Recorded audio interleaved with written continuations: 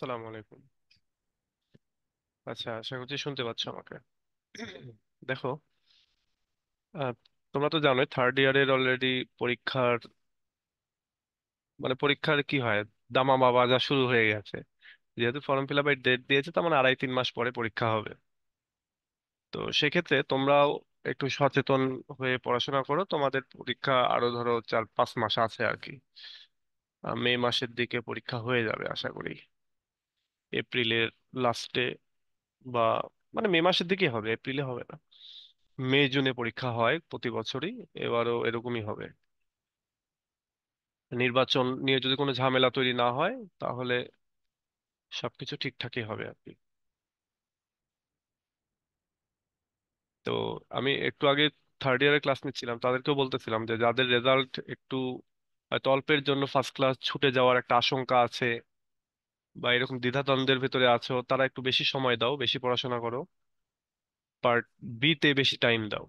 Part C নিয়ে কিন্তু সবাই ব্যস্ত থাকে। পার্ট সি তে তুমি আহ, পাবেই, কিন্তু পার্ট বি তে যদি তুমি ভালো একটা মার্কস পাও, পার্ট এ তে ভালো একটা মার্কস পাও, তাহলে এটা তোমার ভালো হবে। পার্ট এ এর জন্য ওই যে আমি যেই তোমাদের জন্য যে কোশ্চেন গুলো করতেছি, বলতে পারো ওইগুলো সাজেশন। ওই প্রশ্নগুলোই সাজেশন, ওইগুলো একটু পড়ার চেষ্টা করো। ওখান থেকে 5-6টা কমন থাকবেই। আর 5-6টা, 6-7টা কমন থাকবে। বা কপাল ভালো হলে হয়তো বা সবই পেয়ে যেতে পারো। আর পাশাপাশি আরেকটু বাহির থেকে একটু পড়ার চেষ্টা করবা। আর কেউ যদি মনে করো যে না, আমি অত বেশি পড়তে টরতে পারবো না, যা আছে তাই, তো এটা ওগুলো পড়লেও মোটামুটি একটা ভালো ইয়ে পাবা। তো সেক্ষেত্রে আর আমি সবসময় বলি যে 7টা মার্কস যদি পেয়ে যাও পার্ট এ তে, তাহলেই তোমরা আর হতাশ হবে না। কারণ 7 পাইলেই মোটামুটি 70% মার্কস। আর 10-এ 10 পাইলে মনে করবা বোনাস বোনাস পেলাম। তো এই জন্য হতাশ হবে না কেউ যে অমুকে 10-এ 10 পাইলো, আমি 7টা পাইলাম। বা অনেকে অনেকে এসে পরীক্ষার বাহিরে তো এসে তো অনেক কথাই বলে, ফাটাই দিয়েছি এটা সেটা। তো যাই হোক, তোমরা পড়াশোনা শুরু করে দাও, এখন সময় নাই, জানুয়ারি থেকে শুরু করে দাও। প্রথমেই যেটা করবা, যতগুলো যেই পার্টটা পড়বা, ধরো তোমরা একটা আমেরিকান, আমেরিকান না, আমি যদি তোমাদের সিলেবাসে যাই,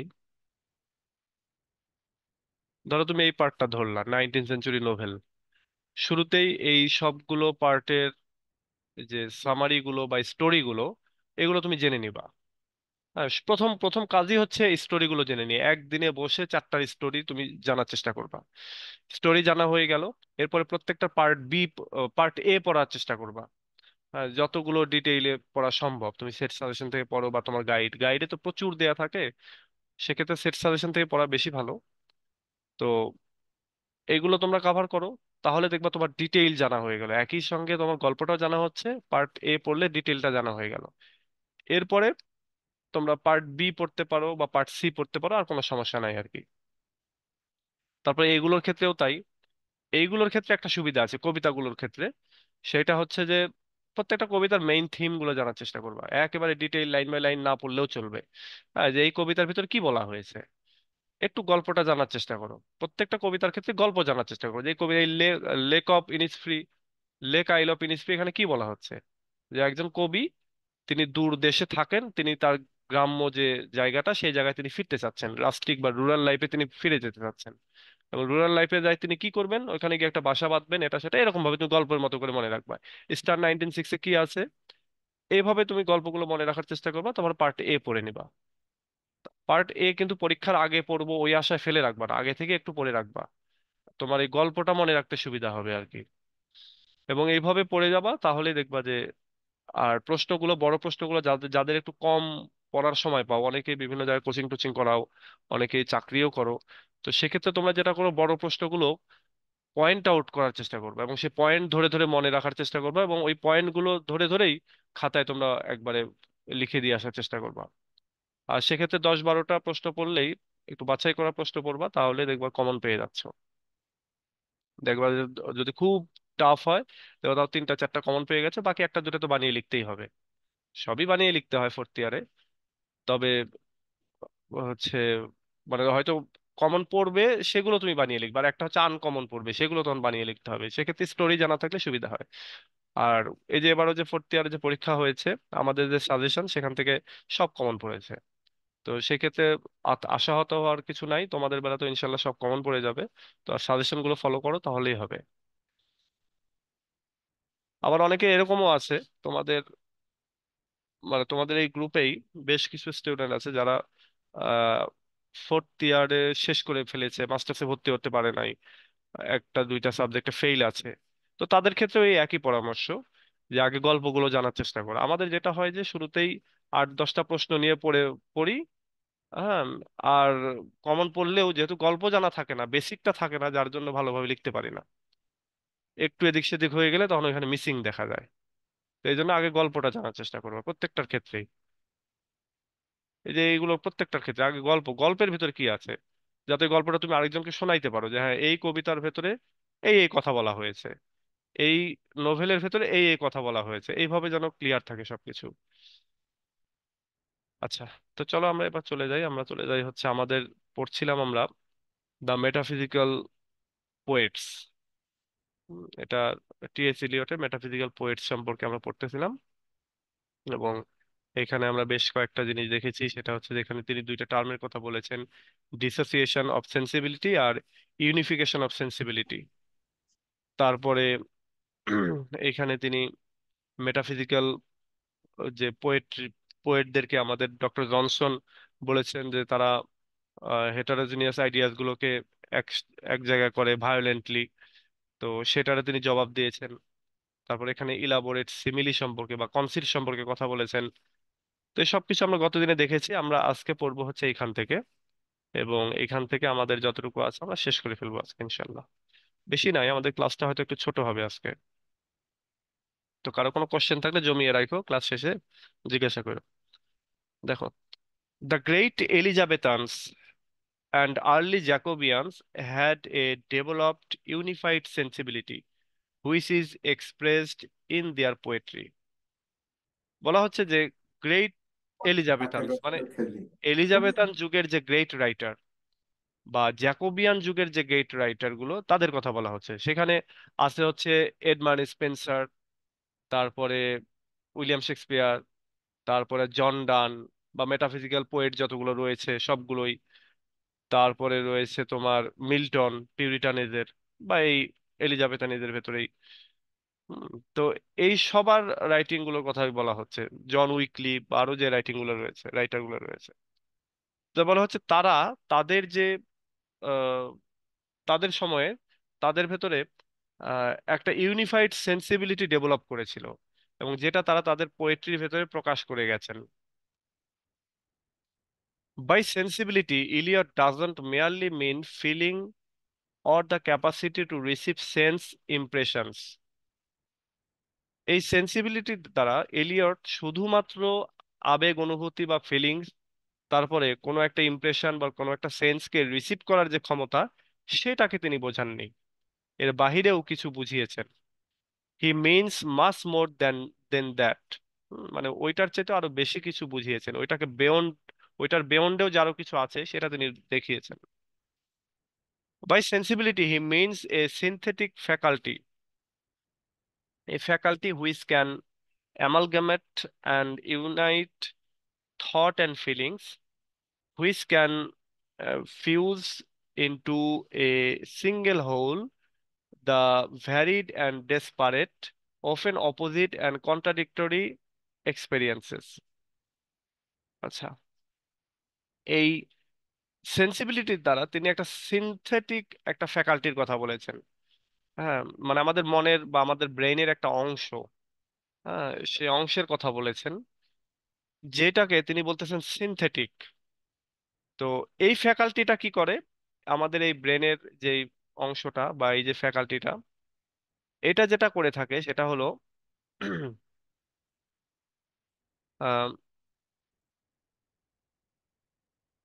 এই ফ্যাকাল্টি হুইচ ক্যান অ্যামালগামেট, যেটা জড়ো করে রাখে, and unite thoughts and feelings, মানে অনেকগুলো থট এবং ফিলিংকে একত্রিত করে, জড়ো করে। Which can fuse into a single whole the varied and desperate, যেটা অনেকগুলো বৈচিত্র্যময় এবং ডেসপারেট, এলোমেলো, ডিসঅর্ডার ফিলিংস গুলোকে এক জায়গায় একটা জিনিসে মিশ্রণ করে বা একটা ইয়েতে ব্লেন্ড করে, oven opposite or contradictory experience, এবং এর ফলে কখনো অপোজিট অথবা বিরুদ্ধ কোনো কন্ট্রাডিক্টরি এক্সপেরিয়েন্স গুলোকে এক জায়গায় করে।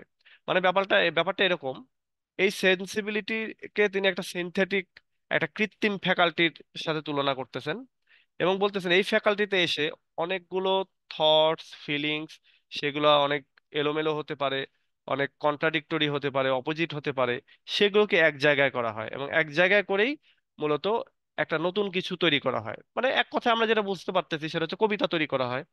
কবিতার ভেতরে অনেকগুলি সেন্স, অনেকগুলি ডিফারেন্ট ডিফারেন্ট জিনিস এক জায়গায় নিয়ে এসে একটা কবিতা তৈরি করা হয়। তো এই কথাটাই বলতেছেন আর কি। এবং অনেক সময় কবিতার ভিতরে অনেক অপোজিট কথাবার্তাও বলা থাকে, কন্ট্রাডিক্টরি অনেক আইডিয়া থাকে, সেটা বলতেছে। এবং অনেকগুলো আইডিয়াকে এক জায়গায় নিয়ে এসে জড়ো করে একটা হোলে পরিণত করা হচ্ছে। তার মানে হচ্ছে একটা সিঙ্গেল কবিতায় আহ, তৈরি করা হচ্ছে কবিতা।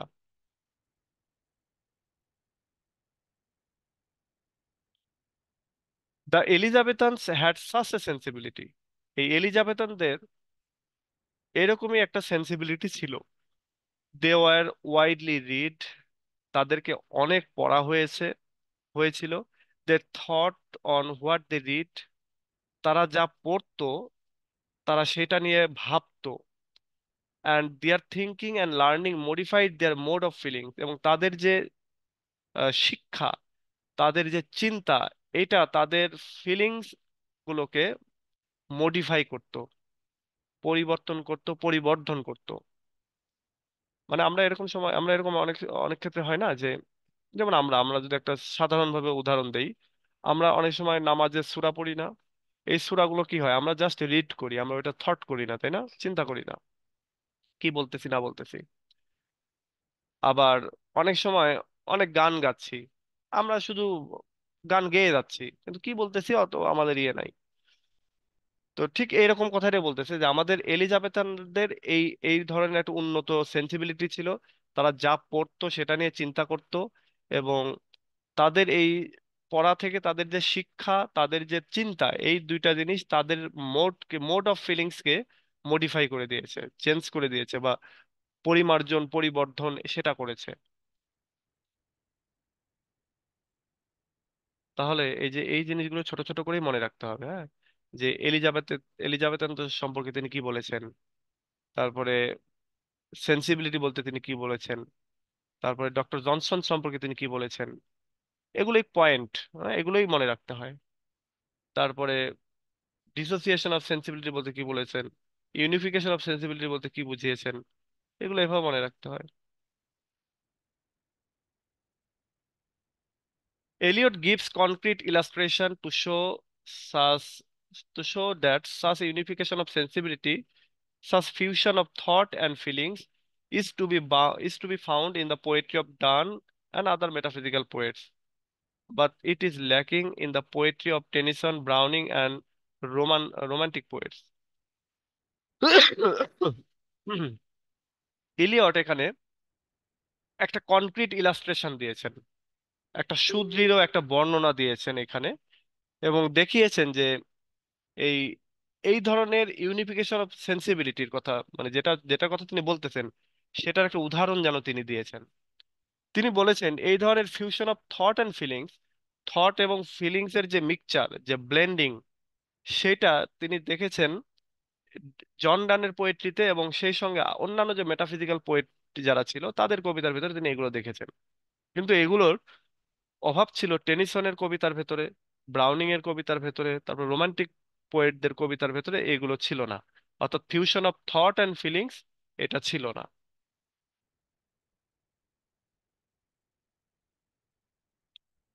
After done and Herbert, A change came over English poetry.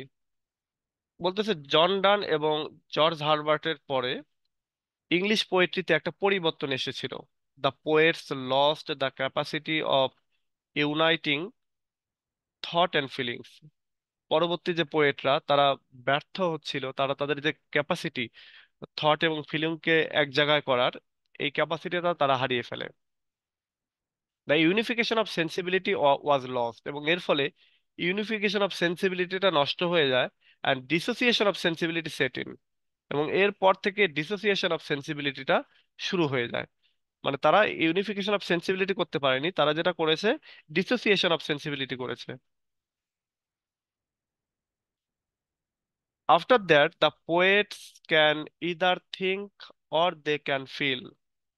পরের পোয়েটরা, অর্থাৎ জন ডান এবং জর্জ হারবার্টের পরের যে পোয়েটরা, তারা শুধুমাত্র চিন্তা করতে পারে অথবা শুধুমাত্র ফিল করতে পারে। There are either intellectual poets who can only think, or there are poets who can only feel. সেখানে কিছু জ্ঞানী পোয়েট ছিল যারা হয় শুধুমাত্র চিন্তা করতে পারে অথবা শুধুমাত্র ফিল করতে পারে, মানে দুইটা একসঙ্গে তারা করতে পারে না। তাদের কবিতার ভেতরে তারা এই দুইটা জিনিসকে ইনফিউজ করা বা ব্লেন্ড করা, সেটা তারা করতে পারে না, তারা যে কোনো একটা করতে পারে। The poets of the 18th century were intellectuals. They thought but didn't feel. The romantics of the 19th century felt but didn't think. বলতেছে 18th সেঞ্চুরির যে পোয়েটরা ছিল তারা খুবই জ্ঞানী ছিল, মেধাবী ছিল, তারা চিন্তা করতে পারতো কিন্তু তারা ফিল করতে পারেনি। তাদের আবেগ অনুভূতির ব্যাপার স্যাপার কম ছিল তাদের কবিতার ভেতরে। তারা চিন্তা করতে পারতো কিন্তু ফিল করতে পারতো না। অন্যদিকে the Romantics of the 19th century felt but didn't think. কিন্তু 19th সেঞ্চুরির যে রোমান্টিক পোয়েটরা, তারা ফিল করতে পারতো, তাদের ভেতরে আবেগ অনুভূতি ছিল বেশি, কিন্তু তারা কোনো কিছু চিন্তা করতো না। মানে অত বেশি চিন্তার সময় নাই তাদের, তারা এত আবেগী। আবার ওই যে ডাইডেন, পোপ, এদের ক্ষেত্রে আবার এরা তোমার চিন্তা করতো বেশি। তাদের কবিতাগুলো, রাইটিং গুলো খুব মেডিটেটিভ হতো। অন্যদিকে তাদের ইয়ের ভেতরে যেন এই ইমোশনটা নাই, ফিলিংসটা নাই। Tennyson and Browning can merely reflect or ruminate. উদাহরণস্বরূপ এখানে বলতেছে meditate poetically on their experience but cannot express it poetically. বলতেছে টেনিসন এবং ব্রাউনিং তারা তাদের কবিতার ভেতরে জাস্ট রিফ্লেক্ট করেছে, কোনো একটা জিনিসকে ফোকাস করেছে, আর রিউমিনেট করেছে। রিউমিনেট বলতে হচ্ছে ধরো কাইন্ড অফ জাবর কাটা, কোনো একটা জিনিসকে নিয়ে ওইটাই নিয়ে নাড়াচাড়া করা আর কি। গরুরা খাওয়ার সময় কি জাবর কাটে না একটা সময় গিয়ে? বা আরেকটা জিনিস আমরা কি বলতে পারি, স্মৃতি রোমন্থন করা। জাবর কাটার সাথে কেন তুলনা করা হচ্ছে? ধরো একটা গরু সে খায়, আচ্ছা তাকে খায় দিনের বেলা, তাই না? এরপর রাতে শোয়ার পরে যখন সে শুয়ে থাকে, তারপরে সে জাবর কাটতে থাকে, মানে ওই খাবারগুলোই আবার সে মুখে নিয়ে এসে চিবিয়ে চিবিয়ে খেয়ে নিচ্ছে। মানে এক কথায় রোমন্থন করতেছে। ঠিক আমাদের এই রোমান্টিক পোয়েটরাও, মানে আমাদের এই পোয়েটরা কি করে, এই স্মৃতি রোমন্থন করে। তো এটা বলতেছে ব্রাউনিং এবং টেনিসন তারা শুধুমাত্র রিফ্লেক্ট করে বা রোমন্থন করে, তারা যে নতুন কিছু তৈরি করতেছে আবেগ দিয়ে সেটা করতেছে না। উদাহরণস্বরূপ এখানে বলতেছে meditate poetically on their experience, তারা তাদের অভিজ্ঞতাকে পোয়েটিক্যালি মেডিটেট করতেছে, তারা যা কিছু দেখেছে অতীতে সেইগুলোর বিষয় নিয়ে তারা কথা বলতেছে। But cannot express it poetically, কিন্তু এগুলোকে পোয়েটিক্যালি তারা এক্সপ্রেস করতে পারে না। মেডিটেট করে পোয়েটিক্যালি কিন্তু এক্সপ্রেস করতে পারে না পোয়েটিক্যালি, সেটা বলতেছে। Eliot says Tennyson and Browning are poets and they think.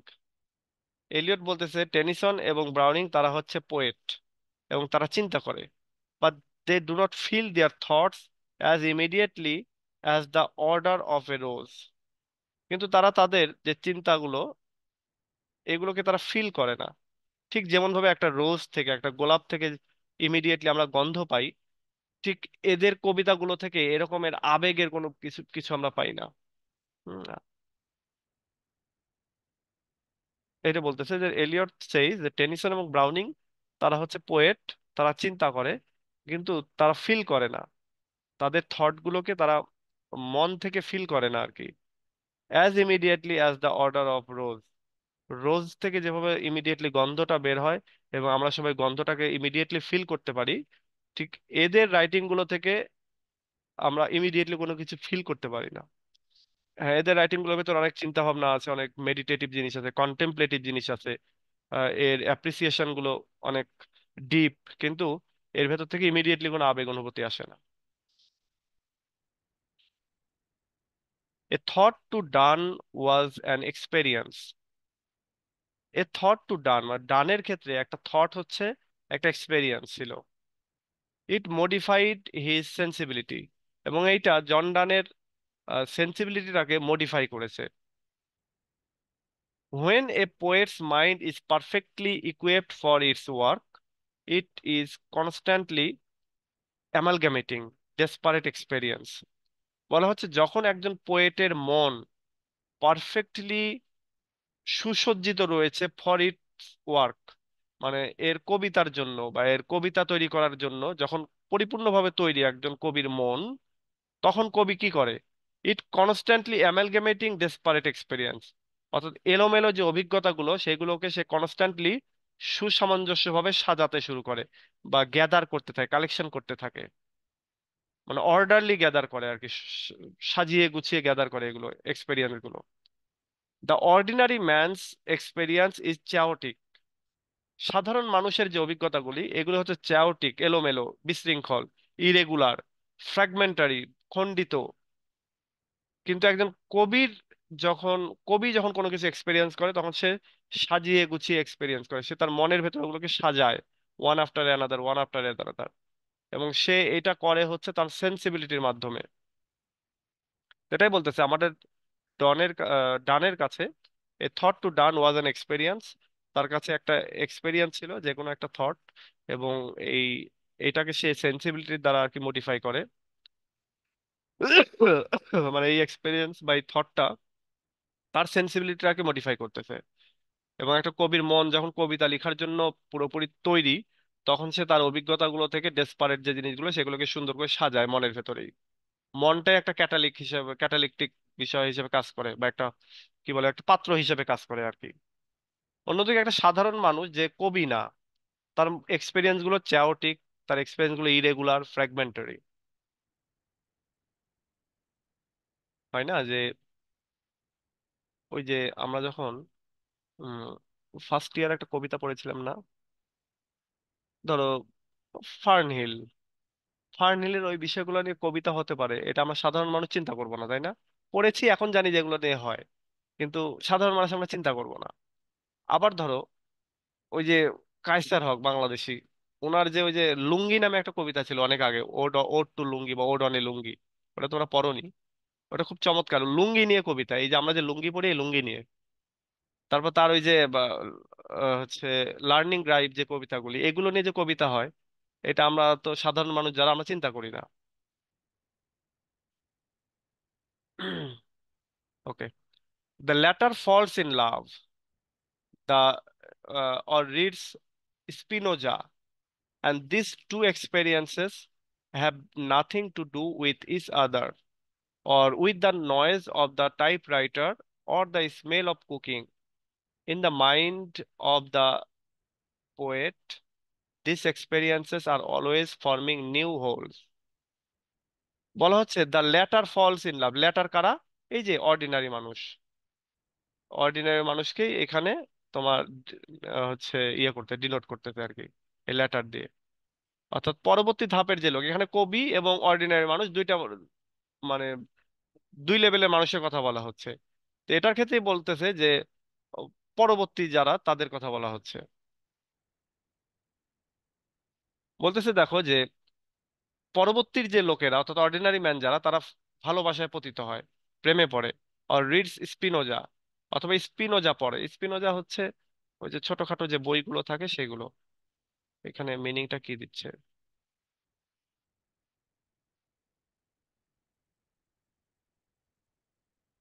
স্পিনোজার meaning নাই?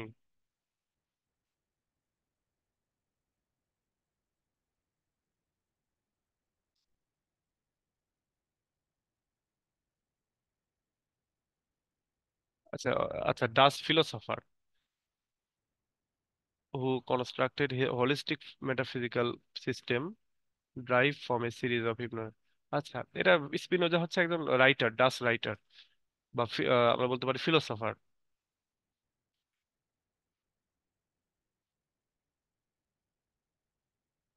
আমি এখানে দিয়ে রাখি।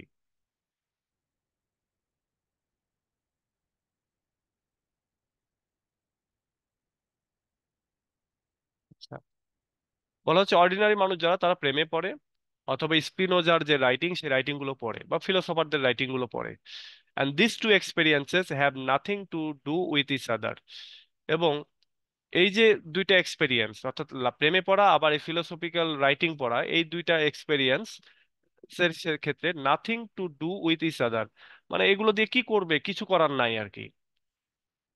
Or with the noise of the typewriter or smell of cooking, অথবা টাইপরাইটারের যে টাইপিং এর যে নয়েজ, বা রান্নার যে স্মেল, এইগুলো দিয়েও আসলে কিচ্ছু করার নাই। অথচ in the mind of the poet this experience are always forming new wholes. কিন্তু কবিদের ক্ষেত্রে এই অভিজ্ঞতাগুলো সবসময় নতুন কিছু তৈরি করে। মানে একজন কবি যখন এই অভিজ্ঞতা পাচ্ছে, প্রেমে পড়তেছে, অথবা তোমার হচ্ছে করতেছে, কি বলে, রান্না করার, আহ, রান্নার গন্ধ পাচ্ছে, অথবা টাইপরাইটারের টাইপিং এর শব্দ শুনতেছে, তখন এগুলো শোনার পরে সাধারণ মানুষ কিন্তু এগুলোতে কিছু ফিল করে না, কোনো কিছু তৈরি করে না। কিন্তু কবির মন কি করে এগুলোতে কবিতা তৈরি করে। তো দেখো, এইখান থেকে এই পর্যন্ত এই কথাগুলো কবি এলিয়ট এলিয়ট বলতেছে, এটা এখানে দেয়া আছে আর কি। এগুলো ওই যে বললাম না, বড় স্ট্যাঞ্জা, কিন্তু আমি এই ছোট ছোট এক লাইন এক লাইন করে এভাবে ভাগ করে নিয়েছি, যাতে করে পড়াইতে বা বোঝাইতে সুবিধা হয় সেজন্য। In other words, the metaphysical poets had a unified sensibility which enabled them to assimilate and fuse into a new whole's most disparate and heterogeneous ideas বা experiences। বলতেছে যে অন্যভাবে যদি বলা যায়, তাহলে মেটাফিজিক্যাল পোয়েটদের একটা সেন্সিবিলিটি রয়েছে, ইউনিফাইড সেন্সিবিলিটি রয়েছে, যেটা তাদেরকে সক্ষম করে তুলেছে সবচেয়ে ডেসপারেট অথবা হেটারোজিনিয়াস অভিজ্ঞতাগুলোকে দিয়ে, মানে এক জায়গায় মিক্সচার করে মিশিয়ে নতুন কিছু তৈরি করার একটা ইউনিফাইড সেন্সিবিলিটি রয়েছে। মানে এই মেটাফিজিক্যাল পোয়েটদের একটা সেন্সিবিলিটি রয়েছে, যেটা তাদেরকে সক্ষম করে তুলেছে এই বিপরীতধর্মী আইডিয়াগুলোকে এক জায়গায় করে একটা নতুন কিছু তৈরি করা, মানে নতুন কবিতা তৈরি করা। They could feel their thoughts as intensely as the order of a rose। তারা তাদের থট গুলোকে ফিল করতে পারে, ঠিক যেমন ভাবে একটা গোলাপের গন্ধ আমরা ফিল করি, সেরকম ভাবে। That it is to say they could express their thoughts through sensuous imagery। এবং এই জন্য এটাকে এভাবে বলা যেতে পারে যে they could express their thought, তারা তাদের থট গুলোকে সেন্সুয়াস ইমেজারির মাধ্যমে প্রকাশ করতে পারে।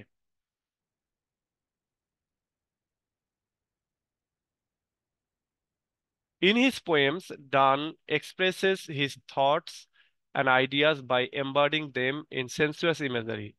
বলা হচ্ছে জন ডান তার কবিতাগুলোর ভেতরে তিনি তার থট এবং আইডিয়াগুলোকে ইমেজারির মাধ্যমে, সেন্সুয়াস ইমেজারির মাধ্যমে তিনি প্রকাশ করেছেন।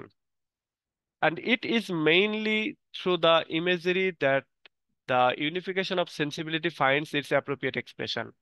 এবং বলতেছে এইটা মূলত হয়েছে থ্রু দ্য ইমেজারি, ইমেজারির মাধ্যমে, that the unification of sensibility finds it appropriate expression. এবং সেটা হলো এই সেন্সিবিলিটি যে ইউনিফিকেশন, সেটা একটা পরিপূর্ণ যথোপযুক্ত একটা এক্সপ্রেশন পেয়েছে।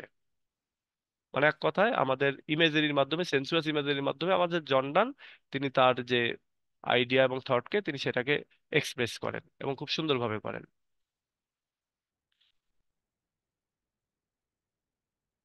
ওকে। Eliot then proceeds to examine the close similarity between the age of John Donne and the modern age, and consequently similarity between the sensibility of the metaphysicals and the modern poets।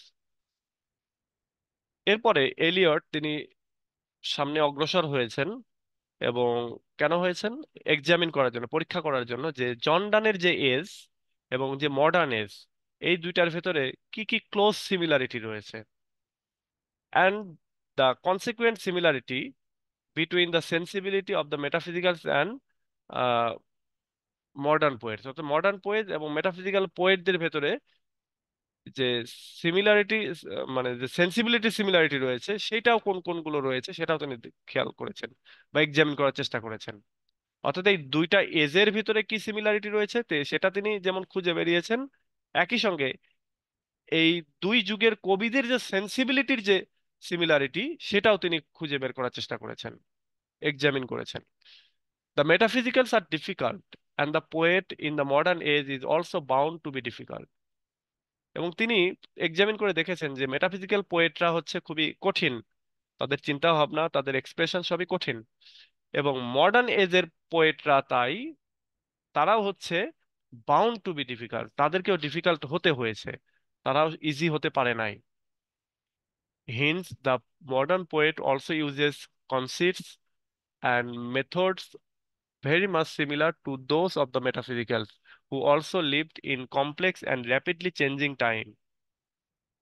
বলছে যে এই কারণেই modern পোয়েটরা, তারাও use করেছে conceit এবং অন্যান্য methods যেগুলা মেটাফিজিক্যালরা use করতো।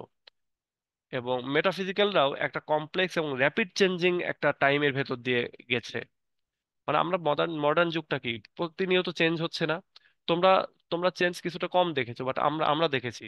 আমরা যখন আমাদের জন্মের পরেই আমরা দেখতেছি যে চিঠি লেখালেখির যুগ। এরপরে চিঠি লিখতে লিখতে ক্যাসেট শুনতাম, চিঠি লিখতাম, ভিসিআর এ সিনেমা দেখতাম, হ্যাঁ, হলে গিয়ে সিনেমা হতো। এরপরে কি আসলো, 2000 সাল যখনই পার হলো, তখনই আসলো কি সিডি ভিসিডির যুগ, ডিভিডির যুগ। সিডি ভিসিডি ডিভিডি যেতে যেতেই চলে আসলো কম্পিউটার। এরপরে আসলো মোবাইল, মোবাইলের বাটন ফোন থেকে আসলো স্মার্টফোন। হ্যাঁ, আগে ছিল ওই যে বড় বড় হার্ড ডিস্ক, এখন সব এসএসডি, আরো সব ইয়েতে চলে আসছে। তারপরে ওই বড় বড় সিনেমা হলের থেকে আসছে হচ্ছে এখন সিনেপ্লেক্স গুলা। তো আমরা খুব র্যাপিড চেঞ্জের ভিতর দিয়ে যাচ্ছি না? প্রতিনিয়ত সবকিছু চেঞ্জ হচ্ছে। এই লাস্ট 20-30 বছরে যে চেঞ্জ হয়েছে, আগে এত দ্রুত চেঞ্জ হয়নি, যেটা এই লাস্ট 20-30 বছরে হয়েছে, আমরা যেটা এক্সপেরিয়েন্স করেছি আর কি। তো ব্যাপারটা হচ্ছে যে আমাদের এই এলিয়ট বলতেছেন যে আমরা মডার্ন যুগের মানুষরা বা মডার্ন যুগের পোয়েটরা যেরকম একটা দ্রুত চেঞ্জিং টাইমের ভেতর দিয়ে যাচ্ছি, ঠিক তেমনি ওই এলিজাবেথান যুগের মানুষরাও বা জন ডান বা তারা মেটাফিজিক্যাল যারা ছিল, তারাও এরকম একটা চেঞ্জিং এর ভেতর দিয়ে গেছে। সুতরাং তারা তাদের কবিতার ভেতরে কনসিট ইউজ করেছে, যেগুলো তাদের কবিতাগুলোকে ডিফিকাল্ট করেছে। আমাদের এই যুগের পোয়েটরাও, মডার্ন যুগের পোয়েটরাও তারা এই কনসিট ইউজ করে এবং অন্যান্য মেথড ইউজ করে, যেটা হচ্ছে তাদের কবিতাকে অনেক কমপ্লেক্স করে ফেলেছে। Like them, the modern poet also transmutes ideas into sensations and transforms feelings into thoughts and states of mind. বলতেছে মডার্ন যুগে লাইক দেম, অর্থাৎ ওই মেটাফিজিক্যালদের মতোই মডার্ন যুগের পোয়েট যারা রয়েছে তারাও কি করে, ট্রান্সমিউট করে, চেঞ্জ করে, পরিবর্তন করে হচ্ছে তোমার আইডিয়াজ ইনটু সেন্সেশন, আইডিয়াগুলোকে সেন্সেশনে পরিবর্তন করে, এবং transforms feelings into thought or state of mind, এবং ফিলিংস গুলোকে চিন্তায় পরিবর্তিত করে অথবা স্টেট অফ মাইন্ডে পরিবর্তন করে। এই যে থটকে তোমার সেন্সেশনে পরিবর্তন করা এরকম, তোমরা ওই যে ধরো তুমি একটা খাবার, খাবারের বর্ণনা দিচ্ছ, তুমি বললা যে ভাই কি এনেছো এর এর ভেতরে, তখন তুমি বলতেছো যে গরুর মাংস, আর এক কথায় শেষ। এটা একটা থট বা একটা আইডিয়া, ধরো একটা আইডিয়া। আর তুমি যখন একজন কবি, তখন এটাকেই তুমি কিভাবে উপস্থাপন করবে একটু চিন্তা করো, যে এর ভেতরে যেটা আছে, এরকম এরকম করে রান্না করা, এরকম এরকম, মানে এক কথা তুমি ওটাকে এত সুন্দর করে উপস্থাপন করবা যেন ওইটা শুধু গরুর মাংস তখন আর থাকবে না, তখন সামথিং বিয়ন্ড দ্যাট এটা হয়ে যাবে, খেতে ইচ্ছা করবে তখন। ঠিক এরকমই এরকম কথাটাই বলা হচ্ছে আর কি, এই যে আমাদের এই আইডিয়াগুলোকে সেন্সেশনে পরিবর্তন করা হয়। আমরা ওই যে টু অটাম কবিতা পড়েছিলাম ফার্স্ট ফার্স্ট ইয়ারে, ওইটাতে অনেকগুলো আইডিয়া যেগুলো আমাদের সেন্সেশনে পরিবর্তিত হয়েছিল সেরকম। এবার দেখো লাস্টে, in other words Donne and the other metaphysicals are in the direct current of English poetry. বলতেছে জন ডান এবং অন্যান্য মেটাফিজিক্যাল যে পোয়েটরা ছিল, তারা ইংলিশ পোয়েট্রির সরাসরি যে কারেন্ট, যে স্রোত বা যে সময়, সেই সময়টাতেই তারা ছিল। And the modern poets are their indirect descendants. Descendants, এবং মডার্ন পোয়েটরা হচ্ছে তাদের ইনডিরেক্ট ডিসেন্ডেন্টস, তাদের ইনডিরেক্ট উত্তরাধিকারী বা এই টাইপের আর কি। মানে আমরা যারা মডার্ন পোয়েট ইংলিশের, তারা কি করেছি, আমরা সেই আইডিয়াগুলোকে হয়তো নিয়েছি, কিন্তু সেই যুগে তো আমরা থাকতে পারিনি, সেই যুগের সেই কারেন্টের তো আমরা থাকতে পারিনি। কিন্তু মেটাফিজিক্যাল পোয়েট বা জন ডান তারা ওই যুগেই ছিল, ওই যুগে থেকেই তারা ওই কাজগুলো করেছে। This current flows direct from the Elizabethan age rightly up to the modern age, এবং বলতেছে এই কারেন্টটা ফ্লো করতেছে, প্রবাহমান রয়েছে ওই এলিজাবেথান এজ থেকে শুরু করে আজ পর্যন্ত, এই মডার্ন যুগ পর্যন্ত এই কারেন্টটা চলতেছে। আসলেই তাই না? দেখো একটু যে জন ডান বা এই যে রেনেসাঁ যুগ, বা আমরা যদি বলি এলিজাবেথান যুগ, এলিজাবেথান যুগের আগে এত রোমান্টিক কবিতা কিন্তু পাওয়া যায়নি। হ্যাঁ, যে উইলিয়াম শেক্সপিয়ারের যে কবিতাগুলি, জন ডানের যে কবিতাগুলি, এডমান্ড স্পেন্সারের যে কবিতাগুলি, তো এই কবিতাগুলির মতো এত রোমান্টিক বা এত সুন্দর কবিতা কিন্তু আগে এরকম পাওয়া যায়নি। এবং তারপর থেকে রোমান্টিক যে যুগ থেকে শুরু করে এসে এখনো আমরা লিখতেছি, আমরা যারা এখনকার যুগের লোকেরা লিখি তারাও কিন্তু রোমান্টিক কবিতা লিখতেছি। কিন্তু তার আগে, অর্থাৎ জন ডানের বা এলিজাবেথান যুগের আগে কিন্তু এই জাতীয় কবিতা নাই। হ্যাঁ, চসার লিখেছে, কিন্তু ওগুলো অন্য ধাঁচের কবিতা। তারপর তার আগে তো ছিলই না। তো সেক্ষেত্রে বলা হচ্ছে যে এই কথাটাই বলতেছে যে কারেন্টটা শুরু হয়েছে, যে ট্রেন্ডটা শুরু হয়েছে এলিজাবেথান যুগে, সেটা এখন পর্যন্ত চলতেছে। Only and unfortunately this continuity was broken for some time under the influence of Milton and Dryden, who are great master of language but not of the soul. বলতেছে আনফরচুনেটলি এই কন্টিনিউটিটা, এই যে যে কারেন্ট অফ কারেন্ট ফ্লো, হ্যাঁ, এইটা কিছু কিছু সময় ভেঙে পড়েছে। সেটা কার সময়? মিল্টনের সময়, জন ড্রাইডেনের সময়, আলেকজান্ডার পোপের সময় এগুলো ভেঙে পড়েছে। এবং এর কারণ হচ্ছে হু are great masters of language, এই মিল্টন ড্রাইডেন এরা হচ্ছে ল্যাঙ্গুয়েজের বড় স্কিলফুল মাস্টার, কিন্তু তারা সোলের মাস্টার না, তাদের রাইটিং গুলোর ভেতরে সোল নাই, প্রাণ নাই। The poet has different faculties and সেন্সিবিলিটিস। বলতে একটা পোয়েটের ক্ষেত্রে হয় যেটা হয়, তার নিজস্ব একটা ফ্যাকাল্টি থাকে, ডিফারেন্ট একটা ফ্যাকাল্টি থাকে, ডিফারেন্ট সেন্স হয়ে থাকে। কবিদের ক্ষেত্রে আসলেই তাই না, যে কবিদের চিন্তা করার ধরন, তাদের সেন্স, এগুলো আলাদা হয়ে থাকে সবসময়ের জন্যই। He must achieve unification of his সেন্সিবিলিটিস। তাকে অবশ্যই, অর্থাৎ একটা পোয়েটকে অবশ্যই অর্জন করতে হবে ইউনিফিকেশন অফ সেন্সিবিলিটি, সেন্সিবিলিটি গুলোকে ইউনিফাই করার যোগ্যতা থাকতে হবে, তার ইউনিফাই করতে পারতে হবে, সেন্স গুলোকে ইউনিফাই করতে পারতে হবে। বিভিন্ন জায়গা থেকে বিভিন্ন এক্সপিরিয়েন্স, বিভিন্ন সেন্স, বিভিন্ন ফিলিংস, আইডিয়াস, থটস এগুলো আসবে, সেগুলোকে একত্রিতকরণ করতে পারতে হবে। And must express this unified sensibility into his poetry, এবং এই ইউনিফাইড সেন্সিবিলিটি গুলো তার পোয়েট্রিতে প্রকাশ করতে পারতে হবে। Only such a poetry would be complete, এবং তখনই সেই ধরনের কবিতাগুলো হবে হচ্ছে পরিপূর্ণ, কমপ্লিট হবে। But it would be complex and difficult, কিন্তু এটা একটু জটিল হবে এবং একটু কঠিন হবে। কঠিন হোক, কিন্তু এটা তখনই কমপ্লিট কবিতা হবে আর কি, সেটা বলতেছে। The metaphysicals as well as the moderns have this complexity. বলা হচ্ছে মেটাফিজিক্যাল পোয়েট এবং মডার্ন পোয়েট যারা রয়েছে তাদের এই জাতীয় কমপ্লেক্সিটিটা রয়েছে, and also this completeness and maturity, এবং একই সঙ্গে কবিতার কমপ্লিটনেসও রয়েছে, পরিপূর্ণতা রয়েছে, এবং ম্যাচুরিটিও রয়েছে, যেটা ওই মিল্টন, ড্রাইডেন এদের ক্ষেত্রে নাই, সেটা বলতে চান, বা চসার বা আরো যারা আছে তাদের ক্ষেত্রে নাই। আচ্ছা,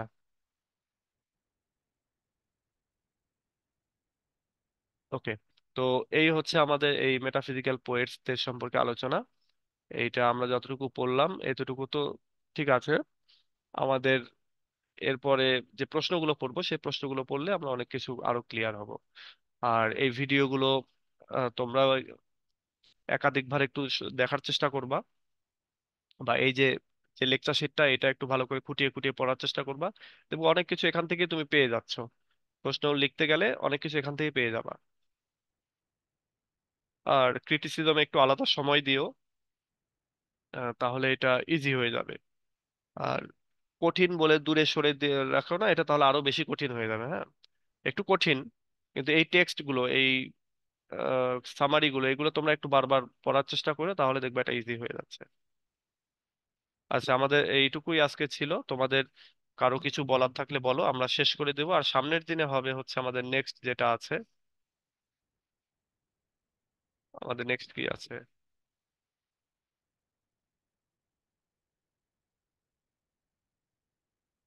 introduction of culture and imperialism.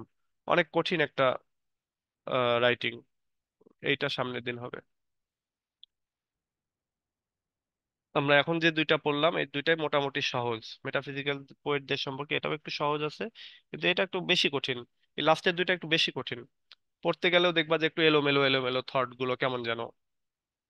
এই এডওয়ার্ড সাইডের লেখা বা এডওয়ার্ড সেইডের লেখা, এটা একটু কঠিন আর কি। ওকে, তোমাদের কারো কিছু বলার থাকলে বলো, শেষ করে দিই। আতিক ফয়সাল, কিছু বলার আছে নাকি?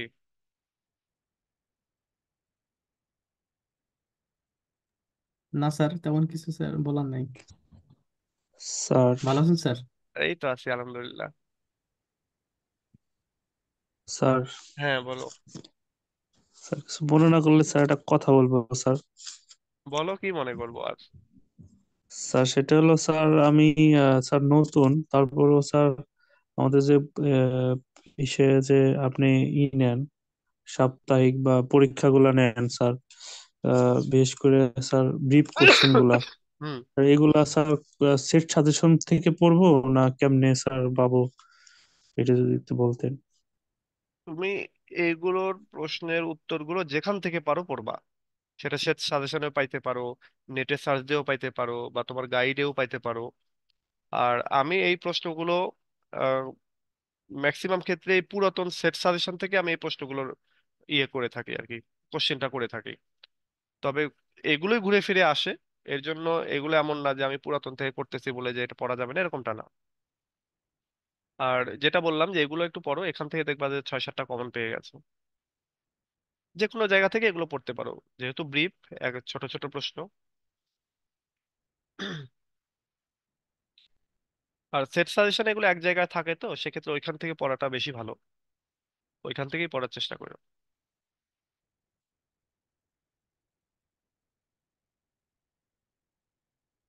আচ্ছা, আর কেউ কিছু বলবা? ওকে, তো ঠিক আছে, তাহলে ভালো থেকো সবাই। নেক্সট ক্লাসে আমরা নেক্সট রাইটিংটা নিয়ে পড়বো, এই introduction to culture and imperialism. এবং এটা একটু কঠিন, মাথায় রেখো। তো ঠিক আছে, আজকে এ পর্যন্তই। ভালো থেকো, নেক্সট ক্লাসে আবার কথা হবে। আল্লাহ হাফেজ। আসসালামু আলাইকুম। ওয়ালাইকুম আসসালাম।